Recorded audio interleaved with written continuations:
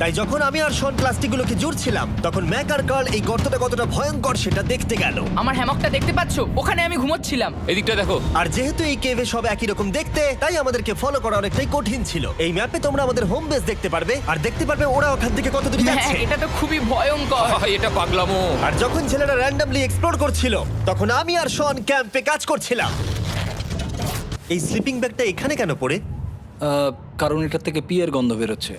ইয়া, এটার থেকে শেখা উচিত স্লিপিং ব্যাগ ভাড়া নিতে নেই। আমরা স্লিপিং ব্যাগ কেন ভাড়া আমি- নিয়েছি? কেন আমি আমরা জানি না। স্লিপিং ব্যাগগুলো কিনে আনতে পারলাম না? আর তারপরে আমরা এই দুটো প্লাস্টিককে জিপ টাই দিয়ে জুড়ে দিলাম। কিছু মনে করো না, এই দড়িটার উপরে আমার জীবন বাজি আছে। আর তখন ওইদিকে ম্যাক আর কার্ল তখন ওই গর্তের মধ্যে। ও মাই গড, ম্যাক! আর শেষ পর্যন্ত ওরা একদম নিচে পৌঁছে গেল। এই! আমি তো ভাবলাম সবাই ক্যাম্প নিয়ে কাজ করবে। আমরা শুধু দেখাচ্ছিলাম জায়গাটা কতটা ভয়ঙ্কর। না পড়লেই হবে, তোমাদের স্কিল নেই। আচ্ছা